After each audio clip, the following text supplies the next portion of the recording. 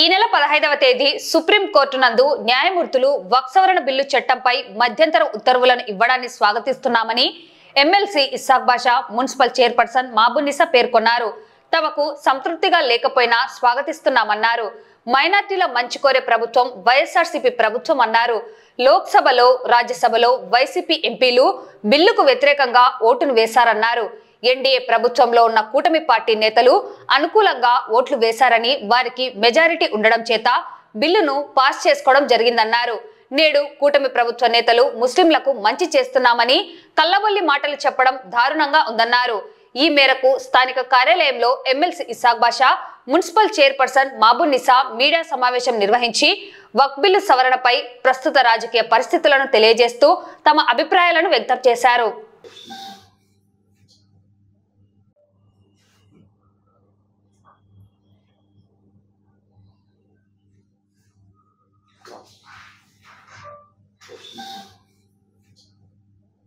ముస్లింలకు శరాఘాతంగా ఉన్నటువంటి వక్ఫ్ board amendment bill act గురించి మొన్న 15వ తేదీ మధ్యంతర ఉత్తర్వులు జస్టిస్ బిఆర్ గవాయ్, ఏజీ మసీద్ వాళ్ళు ఇవ్వడం జరిగింది. వైఎస్ఆర్సీపీ పార్టీ తరఫున సంతృప్తిగా లేకపోయినా కొంతవరకు మాకు రిలీఫ్ రావడంతో మేము దాన్ని స్వాగతిస్తూ ఉన్నాము. మెయిన్గా కంటిన్యూగా మైనార్టీల మంచి కోరే ప్రభుత్వం మా జగనన్న ప్రభుత్వం. దీనికి ఎన్నో రకాల ఉదాహరణలు ఉన్నాయి. వక్ఫ్ బోర్డ్ అమెండ్మెంట్ బిల్లు వచ్చినప్పటి నుంచి లోక్సభలో మా ఎంపీలు అలాగే రాజ్యసభలో వ్యతిరేకించడం జరిగింది. దానికి అగెనెస్ట్గా ఓటేయడం జరిగింది. ఎన్డీఏ ప్రభుత్వం తన పంతాన్ని నెగ్గించుకోవాలని చెప్పేసి వాళ్ళ మెజారిటీ ఉండడం వల్ల బిల్లు పాస్ కావడం జరిగింది. ఎన్డీఏ ప్రభుత్వంలో ఉన్నటువంటి తెలుగుదేశం, జనసేన, బీజేపీ ప్రభుత్వం కూడా సపోర్టివ్ వక్ఫ్ బోర్డ్ అమెండ్మెంట్ యాక్ట్ బిల్లుకు ఇవ్వడం జరిగింది. మళ్ళీ ఈరోజు తెలుగుదేశం ప్రభుత్వం అనుకోండి, కూటమి ప్రభుత్వం అనుకోండి, మళ్ళీ ముస్లింలకు మేము మంచి చేస్తున్నామని చెప్పేసి కల్లిబుల్లి మాటలు చెప్పడం జరుగుతూ ఉంది.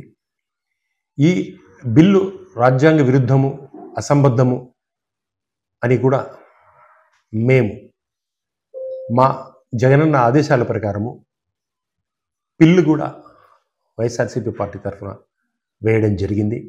దాదాపుగా 120 పైచిలుకు బిల్లులు వక్ఫ్ బోర్డ్ అమెండ్మెంట్ బిల్ యాక్ట్కు వ్యతిరేకంగా వేయడం జరిగింది.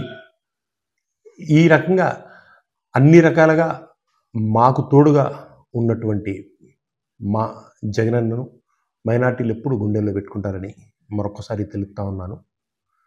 మాకు అంటే మైనార్టీలకు ద్రోహం చేస్తున్నటువంటి ప్రభుత్వం కూటమి ప్రభుత్వం అని చెప్పక తప్పదు.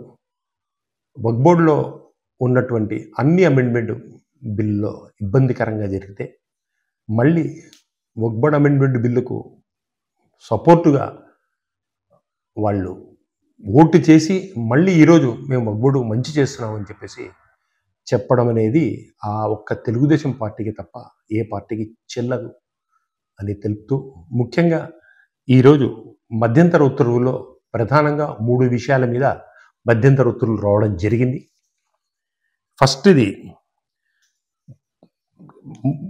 వక్ఫ్ బోర్డుకు ఎవరైనా సరే ఏదన్నా చందా ఇవ్వాలి అనుకుంటే 5 సంవత్సరాలు ఖచ్చితంగా అతను ముస్లిం అయి ఉండాలని చెప్పేసి ఒక నిబంధన పెట్టడం జరిగింది. అది చాలా తప్పుడు ఆలోచన అని చెప్పేసి దాని మీద మధ్యంతర ఉత్తర్వులు ఇవ్వడం జరిగింది. ఏ వ్యక్తి అయినా సరే ఏ ధార్మిక సంస్థకైనా ఇవ్వాలి అనుకుంటే తనకు నచ్చిన ఆస్తిని తనకు నచ్చిన వ్యక్తులకు ఇచ్చే హక్కు ప్రాథమిక ఫండమెంటల్ రైట్ ప్రతి వ్యక్తికి ఉంటుంది. కాబట్టి అతను ముస్లిం అయ్యి మాత్రమే ఉండాల్సిన అవసరం లేదని చెప్పేసి దాని మీద స్టే విధించడం జరిగింది. రెండవది, వక్ఫ్ బోర్డు ఆస్తులను పరీక్షించే విషయంలో ఇంతకుముందు ఉన్నటువంటి వక్ఫ్ యాక్ట్ను ఆడ ట్రిబ్యునల్ యాక్ట్ను తీసేసి వక్ఫ్ బోర్డుకు అధికారాలు తీసేసి కలెక్టర్కు అధికారాలు ఇవ్వడం అనేది ఈ ప్రభుత్వం, కేంద్ర ప్రభుత్వం చేసిన నిర్ణయము. దానికి కూడా అగెనిస్ట్గా మధ్యంతర ఉత్తర్వులు రావడం జరిగింది. కలెక్టర్కు పవర్స్ ఇవ్వడం వల్ల చాలా చోట్ల ప్రభుత్వానికి వక్ఫ్ బోర్డుకు చాలా డిస్ప్యూట్స్ ఉన్నాయి, మా ల్యాండ్ కోసం ఉన్నాయి. అప్పుడు ప్రభుత్వానికి రిప్రజెంటేషన్గా కలెక్టర్ ఉంటాడు కాబట్టి కలెక్టర్ ఖచ్చితంగా ప్రభుత్వానికి ఫేవర్గా చేస్తాడు. ప్రైవేట్ వ్యక్తులు కూడా అన్ని రకాలుగా ఇబ్బంది పడతారు. వక్ఫ్ బోర్డు ఆస్తులు రక్షించాలంటే వక్ఫ్ బోర్డు ట్రిబ్యునల్లోనే అది పరిష్కారం జరగాల.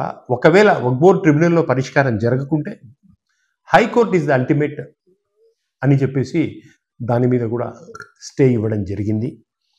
అలాగే మూడో విషయం, సెంట్రల్ వక్ఫ్ బోర్డ్ యాక్ట్లో కానీ స్టేట్ వక్ఫ్ బోర్డ్ యాక్ట్లో కానీ ముస్లిమేతరులు ఉండడానికి వీలు లేదని చెప్పేసి ఒకటి ఉండింది. దాని మీద కూడా మిశ్రమంగా స్టే ఇవ్వడం జరిగింది.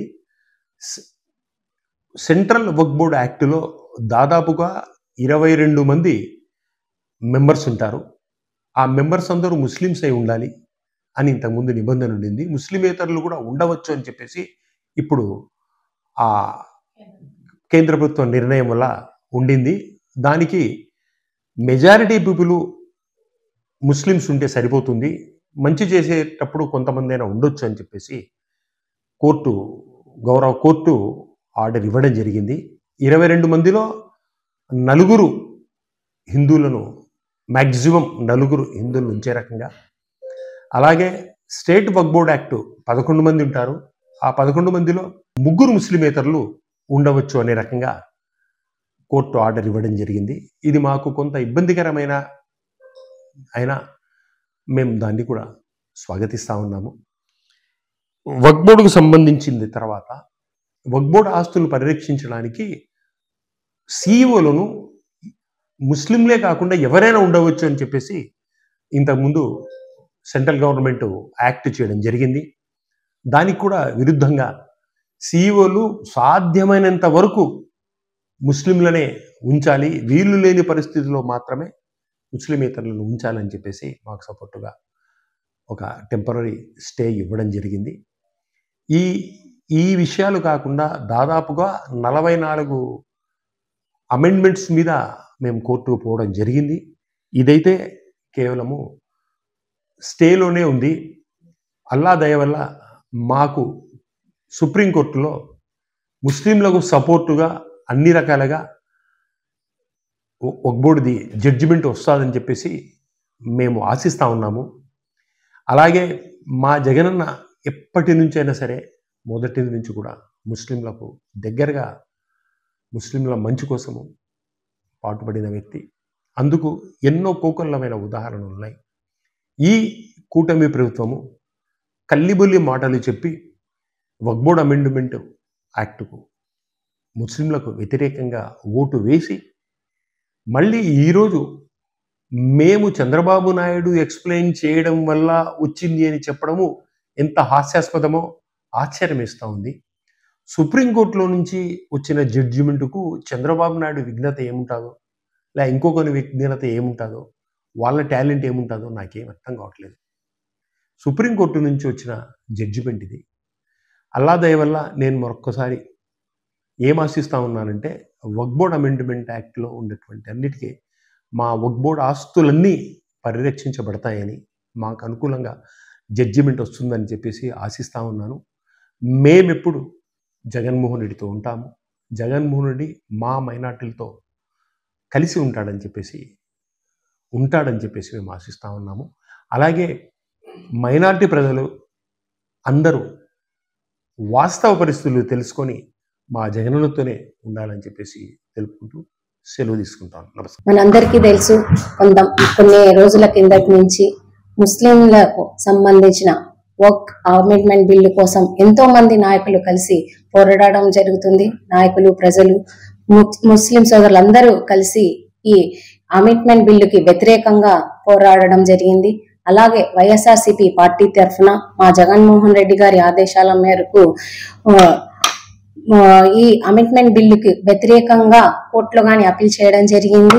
అలాగే దేశ నలుమూల నుంచి గాని ఎంతో మంది ఈ వక్ఫ్ బోర్డ్ అమెండ్మెంట్ బిల్లుకి వ్యతిరేకంగా కోర్టులో పిటిషన్స్ దాఖలు చేయడం జరిగింది. ఈ రోజు ఆ అల్లా దయ వల్ల స్టే ముస్లిం సోదరులకు అనుకూలంగా వక్ఫ్ బోర్డు ఎలాంటి వాళ్లకు కాకుండా మన కోర్టు స్టే ఇవ్వడం జరిగింది. కానీ రాబోయే కాలంలో మాకు అనుకూలంగా జడ్జిమెంట్ రావాలని మరి కోరుకుంటున్నాము. అలాగే మనకందరికీ తెలుసు, కేంద్ర ప్రభుత్వముకి సపోర్టుగా రాష్ట్ర ప్రభుత్వం గాని ముస్లింల హక్కుల్ని క్షీణిస్తూ ఈ అమెండ్మెంట్ బిల్లుకి సపోర్ట్ చేయడం జరిగింది. కానీ జగనన్న మా ముస్లింస్ తో మాకు అండగా నిలబడి ప్రతి చోట మాకు వెన్నంటూ ఉంటూ ఈ పోరాటంలో మా అండగా నిలిచినందుకు మరి ఆయనకు ధన్యవాదాలు తెలియజేసుకుంటున్నాము. ఈ వక్ఫ్ బోర్డు బిల్ చట్ట ప్రకారము మా ఆస్తులను మేము కాపాడుకోవాల్సిన బాధ్యత మాకు ఉంది కాబట్టి ఎంత దూరమైనా పోరాడతాము. అలాగే ఆ అల్లా దయ వల్ల రాబోయే కాలంలో మాకు అనుకూలంగా జడ్జిమెంట్ వస్తుందని కానీ ఆశిస్తూ మీ అందరికి ధన్యవాదాలు తెలియజేస్తున్నాం. మనం చూసాము సుప్రీంకోర్టు యొక్క తాత్కాలిక తీర్పు కూడా వచ్చింది వక్ఫ్ బోర్డు గురించి. అందులో కేవలం 3 అంశాలపైనే సుప్రీంకోర్టు స్టే ఇవ్వడం జరిగింది. ఇంకా ఆ యాక్ట్లో, ఆ చట్టంలో ఇంకా హానికరమైన అంటే వక్ఫ్ బోర్డ్ని నాశనం చేసే పాయింట్స్ ఇంకా చాలా ఉన్నాయి. దానిపై ఇంకా స్టే రాలేదు. దీనికోసమే ముస్లిం పర్సనల్ లా బోర్డు కూడా నిరాశగా ఉంది.